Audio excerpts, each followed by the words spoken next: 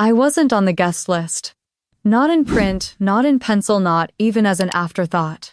I found out my little sister was getting married from a tagged photo on our aunt's Instagram. She was standing in a white gown holding our mother's hand beaming under twinkling lights. There were flowers. A string quartet. My family smiling as if I had never existed. No one called. No one asked if I was okay. I had paid Lydia's tuition. Held her hair back when she threw up from anxiety. Given up job interviews to drive her to class. But on her biggest day, I was not even a shadow in the room. So I did what they never expected. I stopped waiting to be chosen. I said yes to the man who had waited patiently for me to remember my worth. We flew to Santorini. Just us. No drama, no guilt, no family. I wore a red silk dress and let the wind tangle my hair. I posted one photo from the bow of our boat. No tags. No faces. Just a caption. Not all families are worth RSVPing for. 3 days later, Lydia called me in tears. Her wedding had imploded. Her mother-in-law had withdrawn everything. And somehow all eyes turned to me, the sister who never even received a save the date. But this isn't a story about revenge. It's about quiet survival, about finally walking away from the rooms that taught you how to disappear. My name is Natalie Quinn. And this is the story of how they tried to write me out, and I rewrote myself instead. I was 10 years old the first time I realized my mother looked through me instead of at me. It was a Sunday morning in Plano, Texas, and Lydia had a fever. She was curled on the couch, cheeks flushed, nose dripping, and Mom sat beside her with a cold compress and a gentle hand on her forehead. I stood in the kitchen doorway holding the drawing I'd spent all night finishing for the school art contest. My fingers were smudged with charcoal. My shirt had a tear from leaning over the desk too long. I waited for Mom to look up to say something, anything, but she never did. All she said was, "Get your sister some ginger tea, honey." That's how it always started. Small things. Quiet erasures. A missed compliment. A forgotten school award. The way Lydia's ballet recitals got bouquets and family dinners while my debate trophies collected dust on the hallway shelf. Dad was around, sort of. He fixed the sink when it leaked, watched the Weather Channel, and took us to IHOP once a month. But he wasn't the kind of father who stepped in. He was the kind who leaned back. When Mom said things like, "Lydia's always had such a delicate temperament," or "Nat can handle herself, you know how strong she is," he'd nod, sip his coffee, and turn the page of his paper. By the time I hit high school, I stopped asking for things.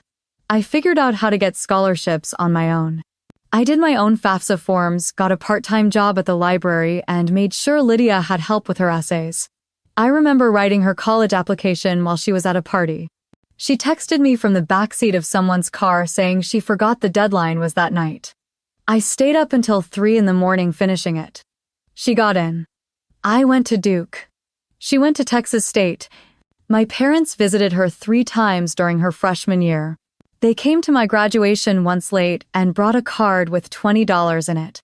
I wasn't surprised. I'd learned by then to stop hoping for something different. After college, I moved to Los Angeles. I built a career in investment strategy. Long hours, high stress, sharp suits, even sharper tongues. I was good at it. I climbed fast. I made money. I bought my own place. I sent Lydia money when she needed to break a lease. I paid the copay when Mom had knee surgery. I flew home for Thanksgiving. I brought wine and gifts and left feeling like an outsider in my own bloodline. But I didn't say anything. I kept showing up. I kept trying. Then came my 30th birthday. I had planned nothing big. I wasn't the type. But I took the day off work, booked a table for 3 at a small Italian place in West Hollywood, and called my parents a week before to invite them. Mom sounded distracted. "Oh, that's next Saturday. I think your father has a doctor's appointment in the morning. Maybe we'll see how we feel." I told her I'd reserved the table for 6:30. She said she'd let me know. They never showed up. At 6:45, I was still holding the menu, half reading it, pretending not to notice how the waiter kept glancing toward the empty seats. I finally texted my mom. No reply. I opened Instagram out of habit and saw a post from Lydia. She was at a vineyard outside, Austin laughing over a charcuterie board. The caption said, "Weekend with the fam." I stared at it for a long time. Later that night, I sat in my apartment, still wearing the black dress I'd picked for the occasion, and poured myself a glass of wine. One glass turned into two, then three.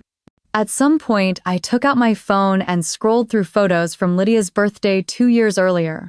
They'd rented out a small event space. There were string lights and a live guitarist. A cake the size of a wagon wheel. Mom had worn her pearl earrings. Dad gave a toast. Lydia wore a white jumpsuit and posed next to a giant metallic 28. I closed the album and turned off my phone.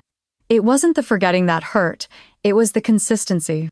The quiet pattern of being left out, of being remembered only when needed, of being the one who always showed up but never got a seat at the table. That was the night I stopped making excuses for them. I didn't cry, I didn't yell. I just let the silence sit. And in that silence, something in me shifted. The next morning, I woke up early, made coffee, and opened my email. Work things. Numbers. Deals. An investor lunch in Westwood. I moved through it all with mechanical precision, like slipping into an old uniform. But underneath the surface, I felt it. That strange weightlessness when something inside you has snapped and you're too calm about it. I opened Instagram. Bad habit. It was just muscle memory at that point. I wasn't looking for anything. But there it was. A photo from Aunt Meredith. Lydia stood in front of a full-length mirror at a bridal boutique in Fort Worth, her hand clutching the bodice of a white lace gown. Her eyes were teary dramatic, tilted just so. The caption said, "Our girl is going to be the most stunning bride this July. So honored to be there for the big moment." July. I stared at the screen for a full minute before I registered the word. I blinked, then scrolled. There were more photos. Lydia smiling with Mom. Lydia surrounded by friends I didn't recognize. One shot showed her sipping champagne, a fake sash that read "Future Mrs. Whitford" draped across her shoulder. No tag, no mention of me. I texted my mother. I just saw Meredith's post. Lydia's getting married.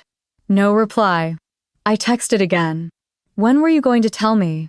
The bubbles appeared for a second, then disappeared. I sat back on the couch, heart slowing, mind speeding up. This wasn't just forgetting. This was deliberate. A wedding is not a surprise. It's planned. It's funded. It's discussed for months. And they had kept it from me entirely. I opened Lydia's profile. Blocked. I closed the app, tossed my phone onto the table, and stared out the window at the traffic on La Cienega. Horns, heat. The endless churn of people going somewhere. My phone buzzed. It was Alyssa. Want sushi or rage drinks tonight? I sent back one word. Both. That evening we met at our usual spot in Koreatown. Alyssa was already 2 sake bombs in by the time I arrived. Her lipstick was smudged and she waved me over with both hands. Tell me everything, she said. I slid into the booth, told her about the Instagram post the radio silenced the block. She didn't even text you? Alyssa asked wide-eyed. I mean, that's not passive-aggressive, that's just surgical. She took a sip from her glass, leaned closer. You know what this is, right? What you're too successful. They can't control you anymore. I raised an eyebrow. Seriously, she said. You used to be the responsible one, the fixer. You paid for her school stuff. You flew home for every holiday. You never made a scene. Now you're out here living in LA making 6 figures, dating Nolan Graves. And she's still stuck in Fort Worth playing princess with some guy who probably thinks quinoa is a religion. I laughed despite myself. They don't invite you because you remind them what they're not. That felt too sharp to argue with. So I said nothing. Just stared down at the swirling ice in my glass. When's the wedding? Alyssa asked. July. That's all I know. She tapped her phone. Hold up. I saw something on Facebook. I think her fiancé's mom is Joanna Whitford, the hotel chain woman. She's got money. Like old money. If Lydia marries into that family, she'll do anything to fit in. I nodded, feeling something hard settle in my chest. You're not invited because you don't fit the narrative, Alyssa added. You're the inconvenient truth. I looked at her. You've been hanging out with too many screenwriters. She grinned. Facts are facts, babe. We clinked glasses and drank in silence for a while. Later that night, back in my apartment, I opened my laptop and checked Nolan's calendar. He had a business trip in New York the second week of July. Meetings with a development firm about a joint venture in Soho. He'd asked me a few days ago if I wanted to come. I told him I'd think about it. I checked my own schedule. I had 3 client presentations, a quarterly review, and a team offsite planned.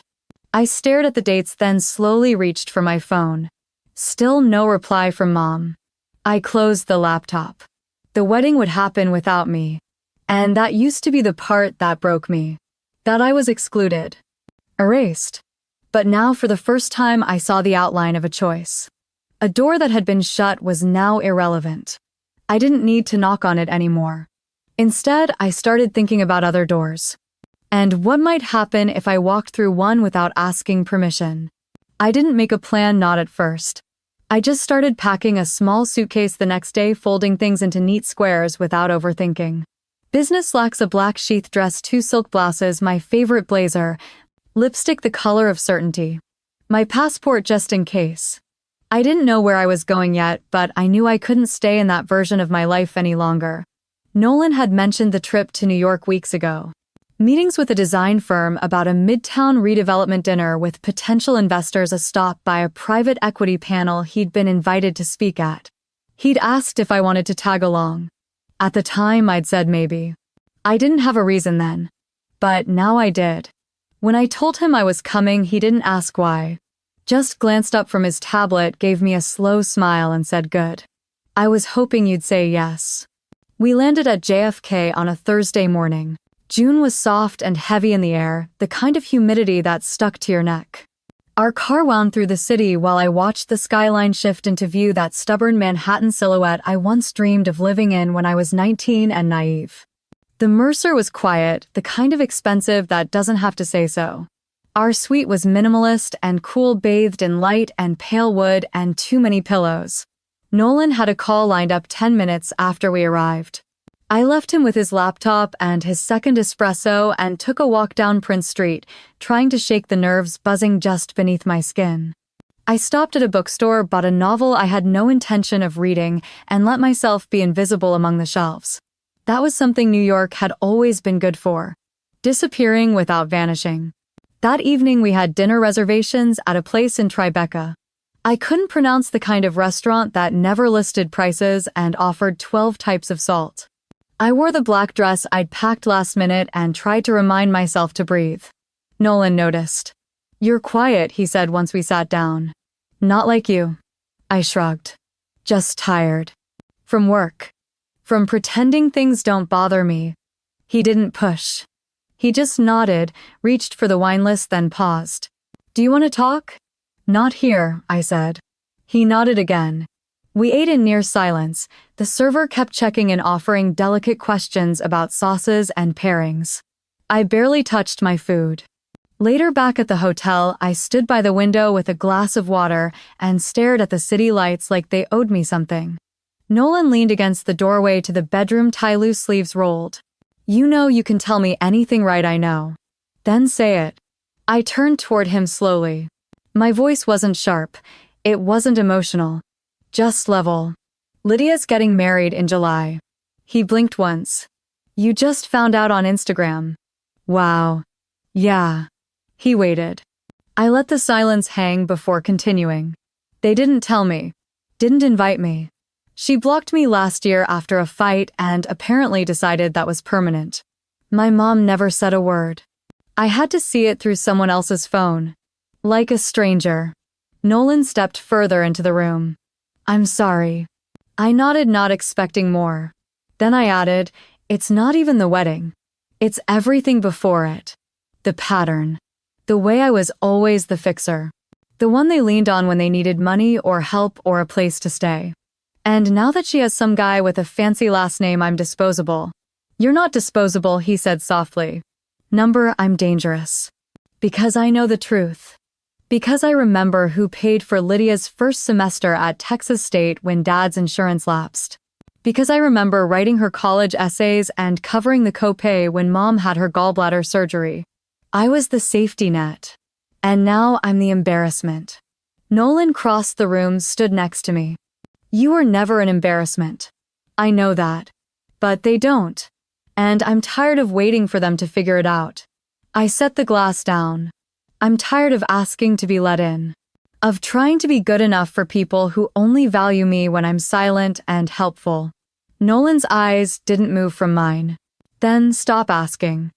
He said it so easily, like it was the most obvious thing in the world. I let that settle in the air between us. You know, he said quietly, you've spent your whole life twisting yourself into shapes to be accepted by people who refuse to see you. Maybe it's time you stopped doing that. Maybe, I echoed. He reached for my hand. Not dramatic, just grounding. I want something with you, Natalie. Something that doesn't require you to shrink. Something where you don't have to prove yourself every damn day. I didn't breathe for a moment. What are you saying? He looked down like the words mattered more than the delivery. Would you want a life where you never have to ask to be seen? The question cut through the quiet like a thread pulled taut. It wasn't a proposal in the traditional sense. There was no ring. No kneeling. No sunset background or scattered rose petals.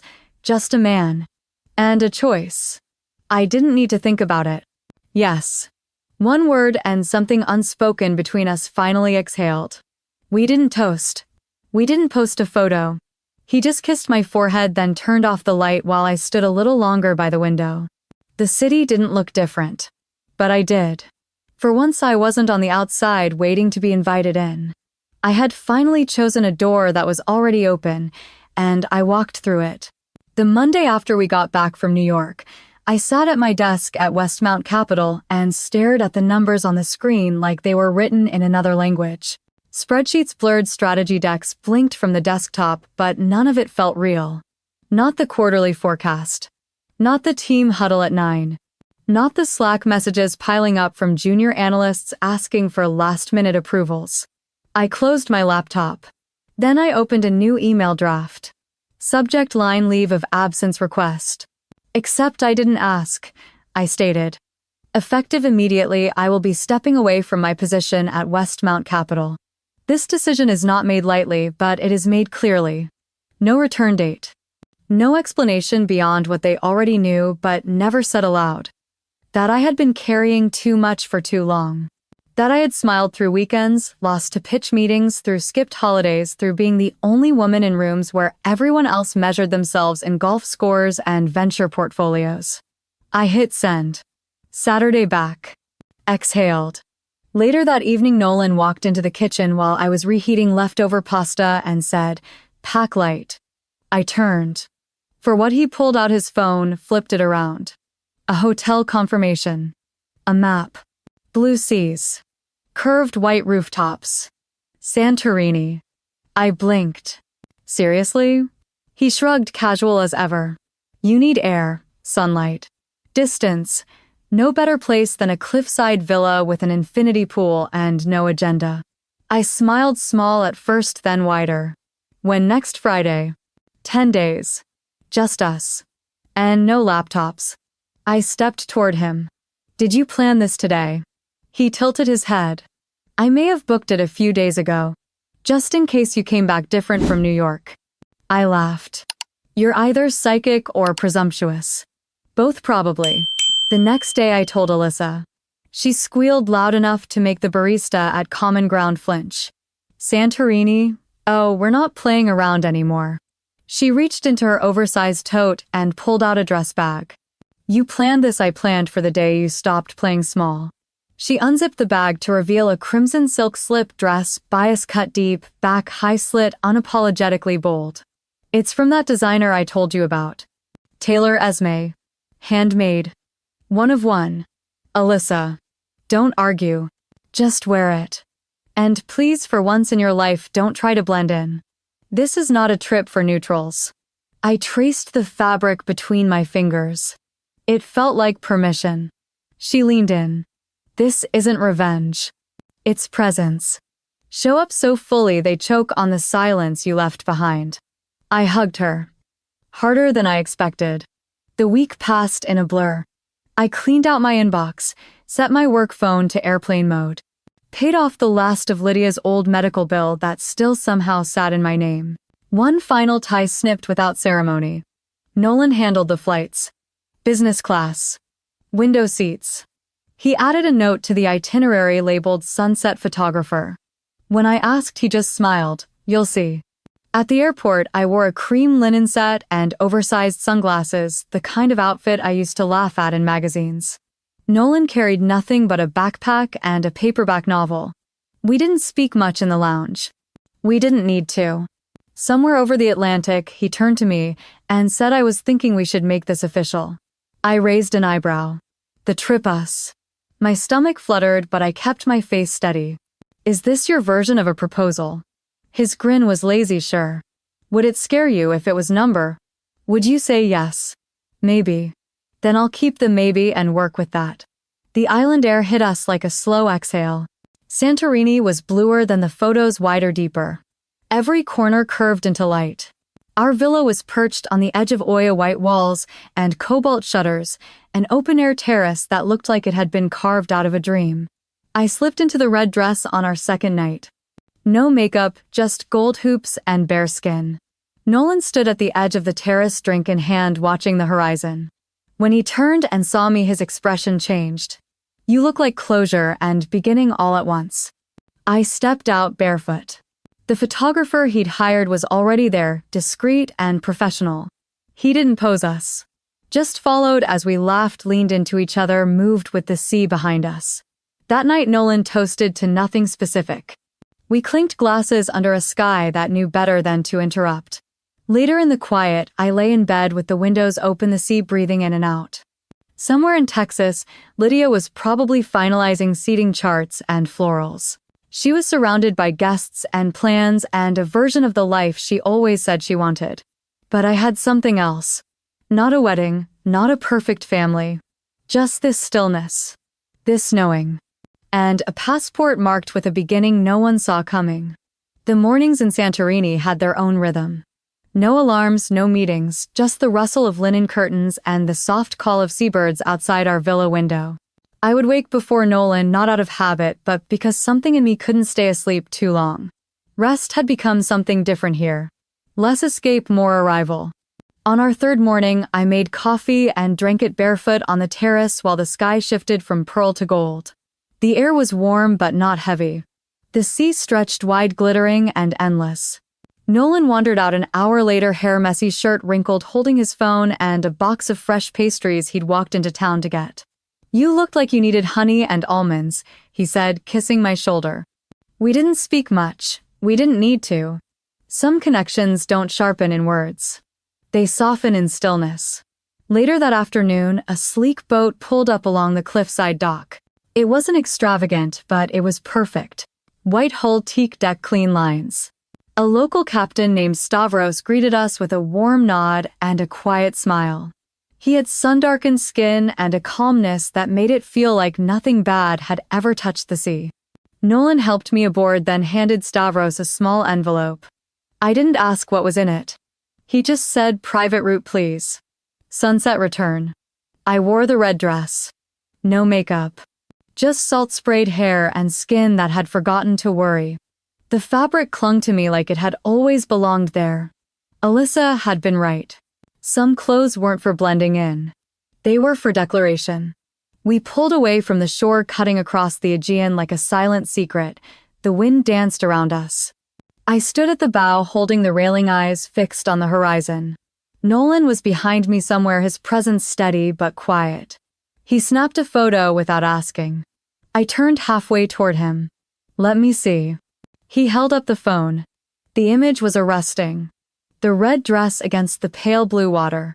My back to the camera. Shoulders bare, hair tangled in the wind.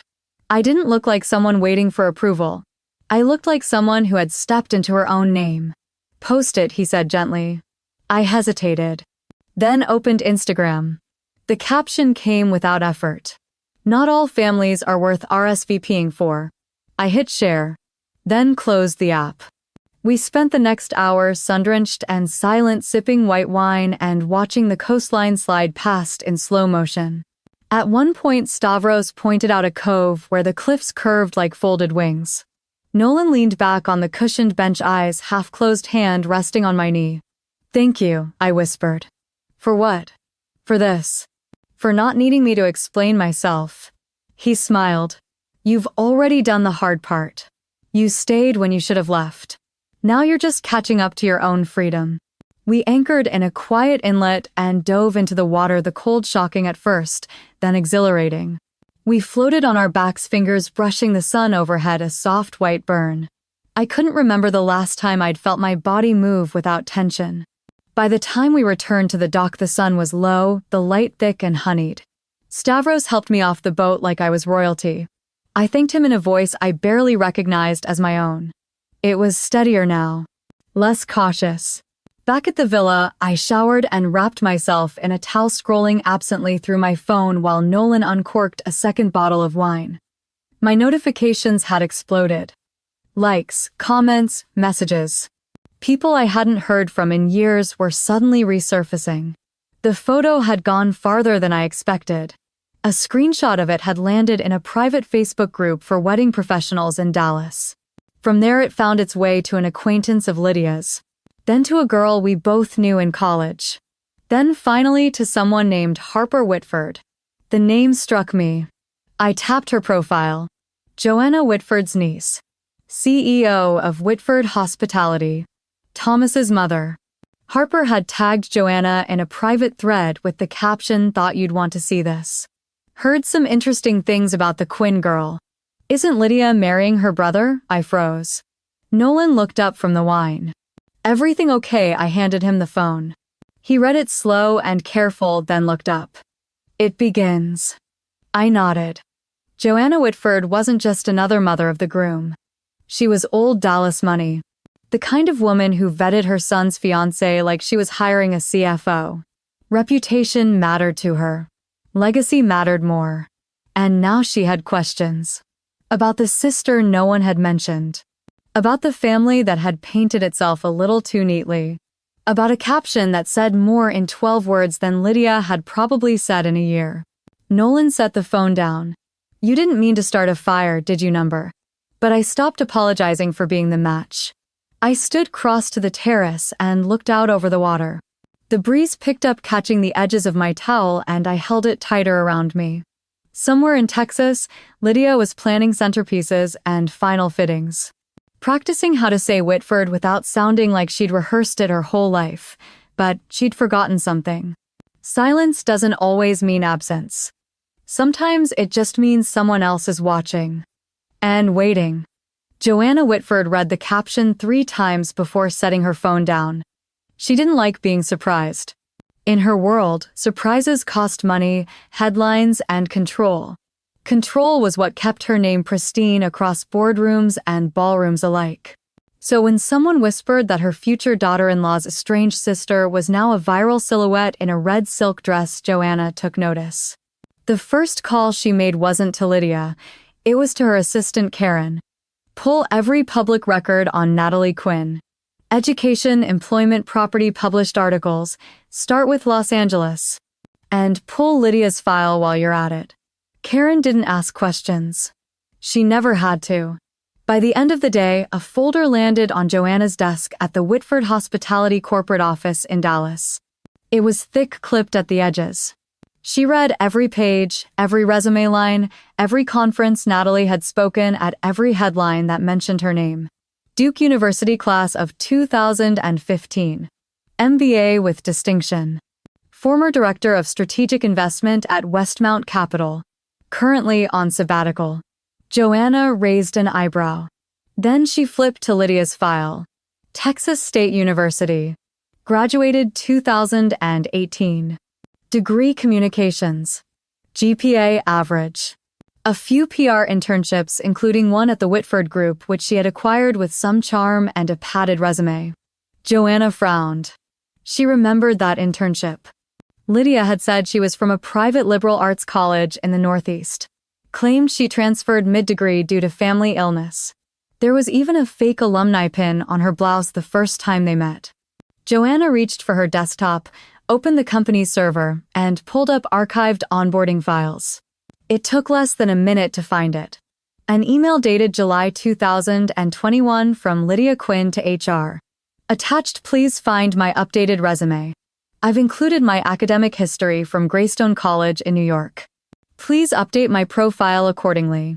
I believe the Whitford Group values discretion and legacy, and I want to make sure I represent both fully. There was no Greystone College in her academic record. Because there was no Greystone College at all. Joanna clicked through to the attachments. The file was amateur. A template resume filled with inflated titles and fabricated internships. She scrolled back to Lydia's onboarding photo. Polished. Poised. Smiling just a little too wide. She sat back and pressed her fingers together. Someone had sold her a story. And Joanna hated being sold something she didn't vet herself. The next morning she called her son. Thomas answered on the second ring. Hey Mom. Can you stop by the house this evening? We need to talk. Privately. Sure. Everything okay, just some pre-wedding housekeeping. When he arrived, she was in the conservatory sipping mint tea and waiting beside a folder she hadn't touched since breakfast. She didn't offer him anything to drink. Just gestured for him to sit. What's going on? Thomas asked. Tell me what you know about Lydia's family. His face twitched. She's close with her mom. Distant from her dad. Says she lost touch with her sister years ago. Joanna nodded. That's one version. There's another, yes. One that includes a very present, very successful sister named Natalie, whose career is not only impressive but verifiable. Thomas blinked. Wait. Natalie, like the woman in the photo everyone's talking about, the one in Greece. Yes. That's Lydia's sister, it appears so. Why would she lie about that? You tell me. Thomas rubbed his temples. She always said things were complicated. That Natalie had cut ties, that they weren't close. Did she mention where she went to college? Some small school in New York, I think. She said she transferred. I never thought to Greystone College. Yeah, maybe.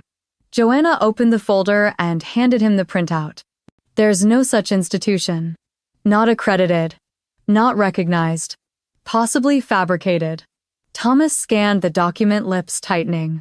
You're telling me she lied about her degree. She lied about more than that. He dropped the paper on the table. This is a mess. Joanna didn't blink. It's a warning. And I don't take warnings lightly. What do you want me to do? I want you to talk to her. I want you to ask her to explain. And I want you to think very carefully about the kind of family you're attaching yourself to. Thomas leaned back stunned. We're getting married in 3 weeks. Then you should be certain. She didn't say anything more. He left 10 minutes later, folder in hand. Joanna stood at the window and watched his car pull away. Then she turned back to her desk and opened her laptop. She typed Natalie Quinn into the search bar. She wasn't done watching. Not yet. I woke up to sunlight slicing across the sheets and a dozen new messages lighting up my phone. Notifications blurred across the screen, names I hadn't seen in years blinking back at me. Cousins, high school classmates, even one of Lydia's old sorority sisters from Texas State. They weren't asking questions. They were making confessions. Didn't know you two weren't speaking. You look amazing. Just saw your post. That dress. That confidence. Wow. Family's complicated. I get it. You deserve peace. The tone had shifted. Not pity. Not curiosity. Something closer to reverence. Like they'd all witnessed a resurrection and didn't quite know what to do with it. Nolan was still asleep, one arm thrown over his eyes, chest rising and falling in the slow rhythm of someone completely unbothered. I slid out of bed, pulled on a robe, and stepped onto the terrace with my coffee. Santorini shimmered beneath the morning haze, white rooftops catching the sun like they were holding it hostage. The air was still humming. My phone buzzed again. A message from Aunt Clara. Honey, I don't know what's happening, but I just want you to know I'm thinking of you. No one deserves to be left out like that. I didn't answer. Instead, I opened my gallery and chose 3 photos. One of Nolan and me on the boat laughing with wind-slicked hair. One of us having dinner on the terrace, wine glasses mid-toast. And a short video of the sun melting into the water, casting everything in a shade of gold that didn't feel real. I stitched them together and uploaded. Caption: I choose to live, not to retaliate. Posted. It didn't take long. Within an hour, the comments rolled in. Friends. Strangers. The algorithm doing what it does best. But then came the texts. From my cousin Rachel: I had no idea they didn't invite you. That's so wrong. From my Uncle James: you always carried more than your share. We saw it. We just didn't say anything. And from someone I hadn't heard from since Lydia's graduation party: Lydia's freaking out. I don't think you realize what you've started. I set the phone down and sipped my coffee. The wind picked up a little, brushing my cheek like it had something to say. Nolan joined me 15 minutes later, shirtless, squinting into the sun. You're famous again, he murmured, nodding toward my phone. Not the kind of famous I planned for. You didn't plan it at all. Exactly. He sat beside me, took my coffee, sipped it without asking. Any regrets? I thought for a second. Only that I waited this long to stop playing small. Later that afternoon, I received a message from someone I hadn't expected. Camille. One of Lydia's old college friends. The kind who always hovered just close enough to benefit from proximity but never close enough to know anything real. Her message was brief. She's unraveling. Just thought you should know. I didn't respond. But I did reread it. Unraveling. It was the word I'd always feared would apply to me. Back when I held everyone else together. But it wasn't me fraying this time. It was the image Lydia had curated for years. The perfect younger daughter. The polished bride-to-be. The one who didn't need a sister because she had everything under control. Turns out that image was thinner than we all thought. By evening, another message came in. This one from my younger cousin Marcus. Just spoke to your mom. She's trying to keep things quiet, but Lydia's losing it. She thinks you're going to ruin the wedding. Said she's never felt so betrayed. I stared at the words. Ruin the wedding. Betrayal. As if absence could be that loud. As if living well was an act of violence. Nolan glanced at me from across the room. Problem number: just family. He raised an eyebrow. The messy kind or the manipulative kind? Both. I went back to the terrace and sat on the stone bench. The sky was starting to change again, soft pinks brushing against the edges of the horizon. The island below buzzed with quiet motion. Tourists wandered. Locals closed shop for the day. But here above it all, time felt like it had paused just long enough for me to breathe. Then came the final message. From my cousin Elise. Lydia's spiraling. She thinks you planned all this. She said you're trying to destroy her. But honestly, I don't think she realizes how much of this she did to herself. Just be careful. You struck a nerve deeper than you think. I didn't answer. I just sat there listening to the wind rise again, louder this time, almost like applause. In a ballroom just outside of Nashville, the morning light filtered through crystal chandeliers, catching on the edges of perfectly arranged centerpieces that would never see guests. Servers stood still beside untouched tables. Musicians packed up their instruments without a sound. Joanna Whitford had arrived at the venue at 8:00 sharp, wearing a navy suit, no makeup, no jewelry except her watch. She didn't ask for coffee. She didn't greet the coordinator. She walked straight to the head of the planning team and said, "Shut it down." The planner blinked.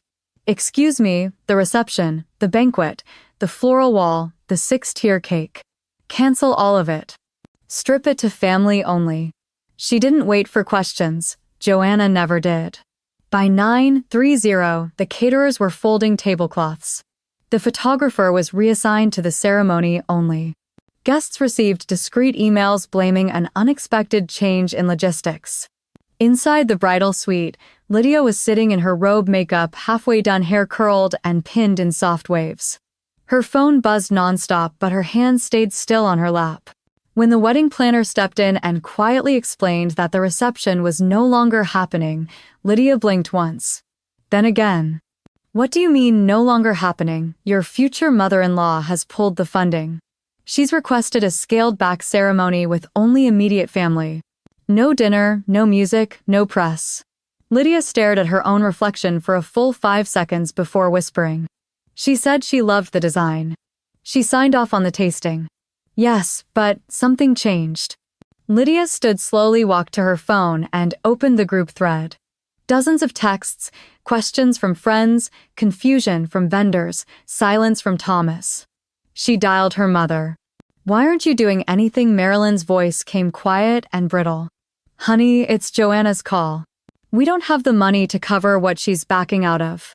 You said this was under control." "I thought it was. I told you Natalie would ruin this." There was a pause on the other end. This isn't about Natalie. This is about something Lydia did. But Lydia didn't hear that. Or maybe she refused to. She threw her phone onto the velvet bench, mascara smudging as she pressed her fingers against her eyes. An hour later, in a small chapel behind the main venue, a wedding took place with only 20 people seated. No flowers beyond the altar. No aisle runner. No pianist. Just Thomas, his face unreadable, standing beside a minister as Lydia walked toward him in a dress that suddenly looked heavier than it had hours ago. He didn't say much, neither did she. When they said their vows, she stumbled. Not over the words, but over the silence between them. At that very moment, 300 miles away, I was sitting in a cafe in Oya, the breeze warm on my arms, a cappuccino half-finished beside me. Nolan had gone to pick up ferry tickets for a day trip to Paros. I was scrolling absent-mindedly when I got the alert. Verve Style had published their summer edition. I clicked the link without thinking. There I was. The Santorini photo. The red dress. My back to the camera. The caption, "Power without apology." It wasn't a feature on me. Just a photo accompanying an article about quiet reinvention. But my name was in the credits. Photo courtesy of Nolan Graves. Location Aegean Sea. Subject Natalie Quinn. My stomach twisted. Not from shame. From knowing. That image, that single captured moment, had made it farther than I ever intended. Farther than the Quinn family dinner table. Farther than Lydia's carefully curated guest list. I didn't share it. I didn't post a reaction. I just sat there, phone screen dimming in my palm, heartbeat even. Back in Nashville, whispers were starting. Aunt Janet leaned over to Uncle Mike during the ceremony and murmured, "Did you see that picture of the sister? She's not here." "No, she's not." "And the mother's face, have you seen it? I think something's wrong." In the bridal suite after the vows, Lydia pulled Thomas aside. "Why didn't you say anything about what about your mom? About canceling the reception?" He shrugged. "She told me last night. Said she had her reasons. I figured you'd talk to her. You're supposed to stand up for me. Maybe I'm tired of defending things that don't hold up." Her lips parted, stunned. He didn't look angry. Just done. She turned away, hands trembling, and saw her phone lighting up again. This time it was Camille. "You didn't tell me your sister was a feature model now. Is this your version of cutting her out? It's not a good look." Lydia stared at the message, then at her reflection. Somewhere someone had posted the article. Then another.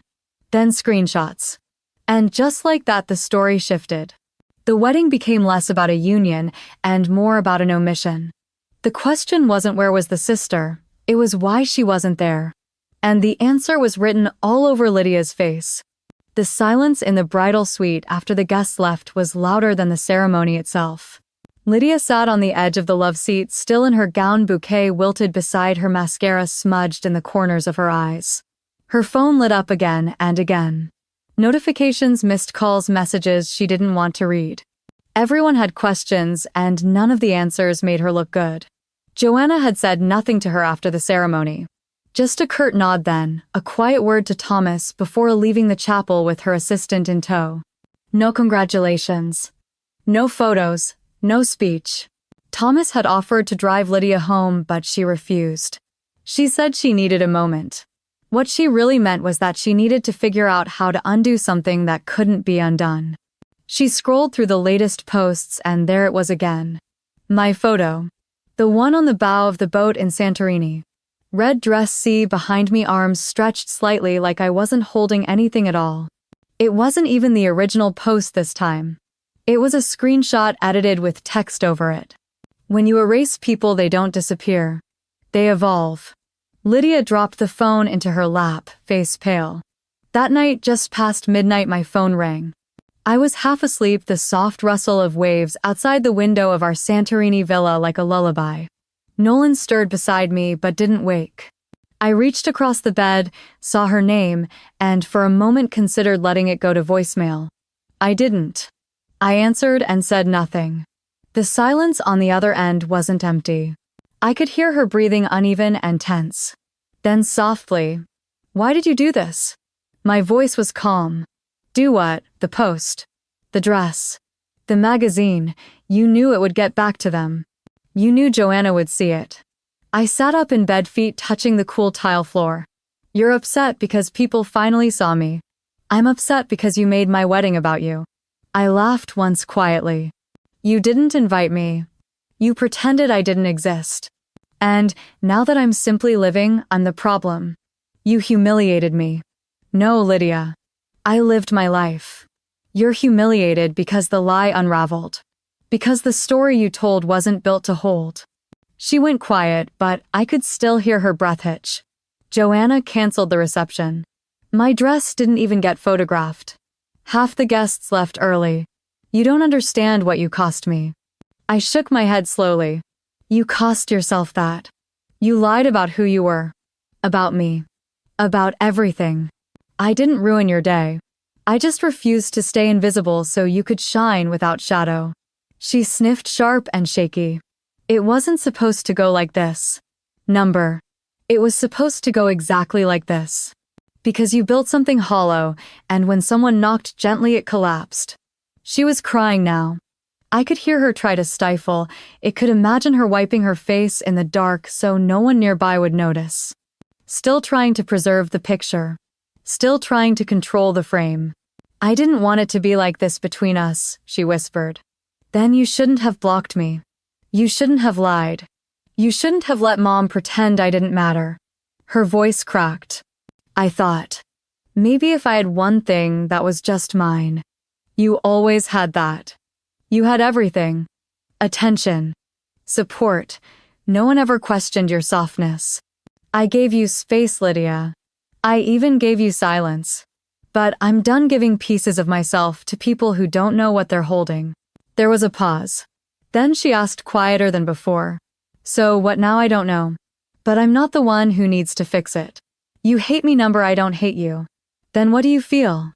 "Nothing," I said. And that's how I know I'm finally free. She didn't respond. After a few moments, the call ended. I didn't cry. I didn't throw the phone. I just sat there, the breeze from the open window brushing against my skin like a benediction. I walked into the kitchen and poured a glass of water. Nolan appeared in the doorway, rubbing his eyes. "That was her, yeah. You okay?" "Better than I expected." He reached for my hand, grounding me in a way I hadn't realized I needed. Back in bed, I scrolled through my messages. Alyssa had sent 3 photos, all screenshots of the Verve-style preview layout. My photo was now the cover for their August edition. The title across the image read, "Redefined Grace." I stared at it for a long time. Then I turned the screen off. Nolan touched my arm. "They published it." "Yeah. What did they say?" "Nothing I haven't already said to myself." "You gonna tell your family number? You gonna post it number?" He paused. "Why not?" "Because it doesn't matter if the world sees it. It only matters that she did." He nodded once, understanding. Always understanding. I lay back down, eyes open to the ceiling. The stars above Santorini were hidden behind clouds, but the wind carried something in it. Not applause this time. Something quieter, peace. The transition back to Los Angeles felt softer than I expected. The air was warmer, thicker, more familiar. The sound of cars on Olympic Boulevard, the smell of roasted espresso on every corner, the slow afternoon light that settled over my neighborhood like a blanket. I unpacked my suitcase slowly, not because I was avoiding anything, but because I no longer felt rushed. The red dress went into the back of the closet, folded carefully inside tissue paper. Not a costume. Not a trophy. Just a reminder. Within a week, I signed the lease on a small office space in Culver City. It wasn't flashy. Just clean white walls, big windows, and a long walnut desk I'd had my eye on for years. I called it Quinn Strategies. The tagline was simple. We help women build what no one thought they could. By the end of the month, I had 3 clients. All women. One launching a line of adaptive clothing, one building a tech platform for small business payments, and one starting a nonprofit for single mothers re-entering the workforce. I met with them over coffee in the office on Zoom. I listened more than I spoke. I didn't pitch myself. I didn't need to. Word spread faster than I imagined. Verve-Style's feature had cemented a version of me in people's minds that I hadn't even fully grown into. Suddenly, I was aspirational. Clean lines, quiet defiance, redefined grace. But I wasn't performing anymore. I was just being. At a networking event downtown, I met a woman named Cameron Shore. She ran a boutique venture capital firm that focused on women-led startups. She had short platinum hair, wore a black jumpsuit, and introduced herself with a handshake firm enough to suggest she was tired of being underestimated. We sat on a rooftop patio drinking iced tea while the city hummed below us. After 15 minutes of trading ideas, she leaned back and asked, "So, be honest. Are you the fiancé of Nolan Graves or just the face of a very compelling public narrative I didn't blink?" "I'm me." She smiled. Good answer. She offered me a consulting contract 2 days later. The next morning I got the email. Subject meeting, request from Joanna Whitford. To Natalie at quinnstrategies.com. Natalie, I'd like to speak with you. If you're available, I'll be in Los Angeles next week. Wednesday afternoon. My assistant can coordinate. No agenda. Just a conversation. Best JW. I read it twice, then closed my laptop. I didn't reply immediately. I wasn't sure if it was curiosity or strategy that drove her to reach out. I wasn't sure it mattered. But something in the tone of that message struck me. No apology, no explanation, just an opening. That night I told Nolan over dinner. She wants to meet, I said, passing him the roasted carrots. Joanna, I nodded. What for she didn't say. You gonna do it? I don't know yet. He chewed thoughtfully. You don't owe her anything. I know. He paused. But maybe she's not looking for something owed. Maybe she's trying to see what she missed. I considered that. Then shrugged. I'll think about it. The next morning I replied to the email. Wednesday works. My office. 200. I kept it brief. Polite. Measured. The day came quickly. I wore a navy suit and a white blouse. No jewelry. No makeup except lip balm. I wanted to meet her as I was. Not as a symbol, not as a headline, just as myself. At 1:59 she arrived.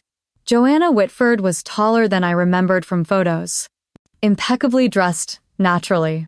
Charcoal gray blazer, sharp black heels, no wedding ring. She shook my hand like we were negotiating terms.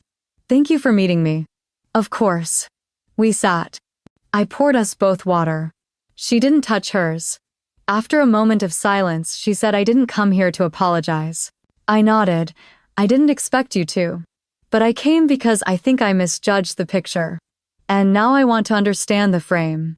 That was the first time I considered that maybe some people didn't change because of confrontation. Maybe they changed because of clarity. She looked around my office, took in the photos of clients on the walls, the soft white couch in the corner, the stack of business cards on my desk. You've built something here. I have. That's not easy. Especially with your last name. I smiled faintly. That's why I use my first. She almost smiled. She reached into her bag and pulled out a folded printout. It was the Verve-Style article, the cover. My photo. She laid it on the table between us. They got one thing wrong, she said. What? This wasn't grace redefined. This was grace reclaimed. I didn't answer. She stood. I won't take more of your time. Just know I see you now. And I don't ignore what I see. I nodded. She left without shaking my hand again. And I sat there for a long moment listening to the quiet return. The light outside had softened into gold when I finally stood and locked the door behind her. For the first time in a long time, I wasn't overwhelmed by the noise of what came next.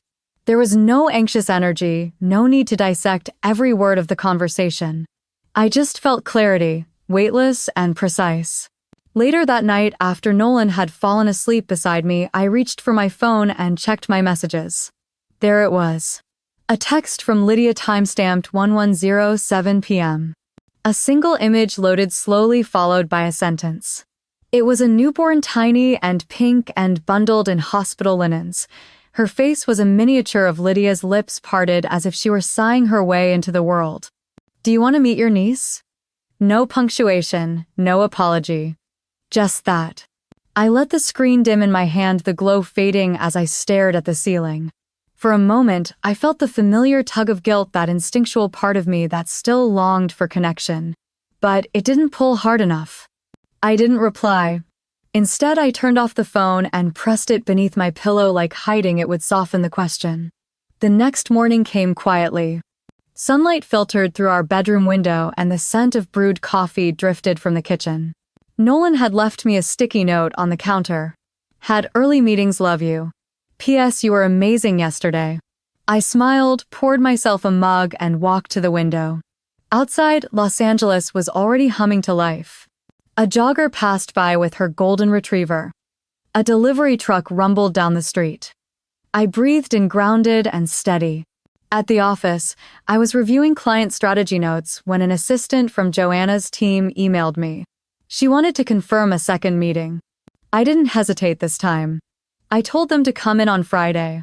I wasn't playing hard to get. I was just no longer trying to prove anything. Joanna arrived that afternoon precisely at 2. She wore no jewelry except a slim silver watch, her clothes, a soft beige this time.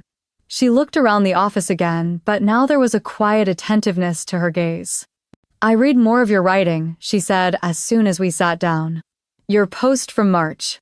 About dignity and silence." I knew the one she meant. I had written it on a plane back from a conference in San Francisco, trying to make sense of why walking away sometimes felt like winning. "It stayed with me," Joanna said. "Most people write for applause. You wrote for truth." I didn't respond. "I want you to lead something," she continued. "A new wing of Women Forward. We've been dancing around it, but this time I'm making the ask clear. I want you to head the initiative. Design it, drive it, own it, and Lydia. She'll find out when it's public." I stared at her for a long moment, watching her face. There wasn't a trace of doubt. Not a flicker of manipulation. Just calculation. Precision. She had done her homework, and now she was investing where she saw results. "Why me?" Joanna leaned forward. "Because everyone else I've worked with wants to be seen. You know how to make others feel seen. And that's rarer than any Ivy League credential." I thought about the years I spent working in the background, drafting other people's pitches, coaching them through media interviews, watching them rise while I stayed invisible. Maybe that was the training I never asked for but needed. "You're asking me to walk back into a space that once erased me," I said quietly. "No," she corrected. "I'm asking you to rewrite the entire architecture of that space." The offer stayed with me all evening. Nolan watched me from across the dinner table. "You're thinking hard," he said. "Joanna wants me to lead a national initiative. Do you want to?" "I think I do." "Then say yes." "It's not that simple." "Why not?" "Because she's Lydia's mother-in-law. Because this puts me back in their orbit." Nolan reached for my hand. "Or it puts you in charge of your own gravity. You get to decide who orbits you now." The words landed in me like a stone dropped into calm water. The ripple moved slowly, but it moved deep. I opened my laptop and wrote back. "I accept. Let's meet Monday to discuss next steps." Then I opened a draft blog post, one I'd started weeks ago but never finished. The title was simple: "When They Finally See You." I wrote, not for sympathy, not for revenge, but for anyone who had ever been made invisible by the people they loved most. I didn't name names. I didn't need to. By the end of the night, the post was live. By morning, it had been shared over 4,000 times. And sometime around noon, I checked my phone again. Lydia's message was still there. The picture still untouched. I didn't respond. But this time I didn't feel guilty. I just whispered to myself, she sees me now. And that is enough. The rain started that morning without warning, soft, steady, almost apologetic. I stood by the window of my apartment in Silver Lake watching the droplets gather along the edge of the glass, then trail down in crooked lines. I hadn't seen rain in weeks. In some ways, it felt like a kind of blessing. I made my coffee slower than usual, letting the kettle hiss while I stared at the phone on the counter. No new messages, no missed calls. The silence wasn't haunting anymore. It felt earned. There was a time not too long ago when silence from my family made me feel like I didn't exist. Now it simply meant I had nothing left to prove. I sat down at the kitchen table and opened my laptop. My blog dashboard was still up from the night before. More shares, more comments.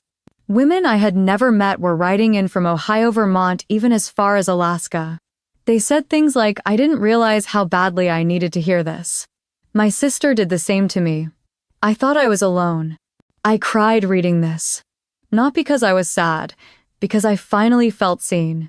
That last one made my throat tighten. I didn't write for applause. But I did write so someone else wouldn't have to sit alone in a story they didn't ask to be part of. After breakfast, I pulled out the old leather box I kept in the back of the closet. Inside were pieces of my past I hadn't touched in years. Photos from college, notes from Lydia when we were kids. One tiny silver ring from our grandmother that used to be mine then became hers and was eventually returned in a silent envelope after the funeral. I held the ring for a long time. It was light, insignificant in my palm, heavy everywhere else. Eventually, I put it back. I wasn't sentimental anymore. Not about the wrong things. In the early afternoon, I walked to the nearby bookstore, the one Nolan and I used to frequent before the pandemic. The clerk remembered me. You're the one from the article, right? The girl behind the counter asked, tilting her head. What article? That online piece. About women rebuilding after betrayal. Your photo was featured. I blinked. I didn't know it had been picked up beyond Verve style. I hadn't authorized that. But I just smiled. Yes, I guess that's me. She beamed. It helped me a lot. I'm not talking to my mother anymore. And I've been trying to feel okay about that. You're okay, I said gently. Sometimes we survive people we love. That doesn't make us cruel. It just makes us honest. Later that evening, I poured a glass of wine and returned to the same chair by the window. The rain had stopped, and everything outside looked rinsed clear, stripped of anything false. My phone lit up once more. Still the same photo. The baby girl still swaddled in hospital blankets, eyes closed in that way only newborns know. I hadn't responded for days. Lydia hadn't followed up. Maybe she expected nothing. Or maybe she expected me to show up anyway. She always had. I let the photo linger on my screen. I studied the tiny mouth, the delicate fists, the full weight of life wrapped in pink fleece. She was innocent. And so was I once. I whispered a quiet goodbye under my breath. To the child. To the years that formed Lydia and me. To the girl I used to be who thought love had to be earned through silence and sacrifice. Then I did the only thing left. I deleted the message, not out of anger, not out of pride, but because some endings need to be chosen. Especially by the one who was never given the power to start anything. The next morning, I launched the first phase of our Women Forward mentorship program. My inbox was flooded with applications. Young women, single mothers, first-generation entrepreneurs, dreamers, who had never been told they mattered. Now they were hearing it from me. And the difference was this time I believed it too. My life didn't look like Lydia's Instagram stories. It didn't come with themed parties or curated applause, but it was mine. Honest, earned. Enough. To anyone listening right now who knows what it's like to be the quiet one, the overlooked one, the name left off the list, you're not forgotten. You're not too late. And you are not small. If someone chose to erase you from their story, maybe it's time to write your own. If you've ever had to rebuild from silence, I hope you'll share that story. There is power in telling the truth, and healing in being heard. Leave a comment. Let others know they're not alone. Hit like if this found you when you needed it. And if you're ready to stay for more journeys like mine, subscribe. We're not done yet. The comeback doesn't always have to be loud. Sometimes it's just a woman choosing herself, and that choice is everything.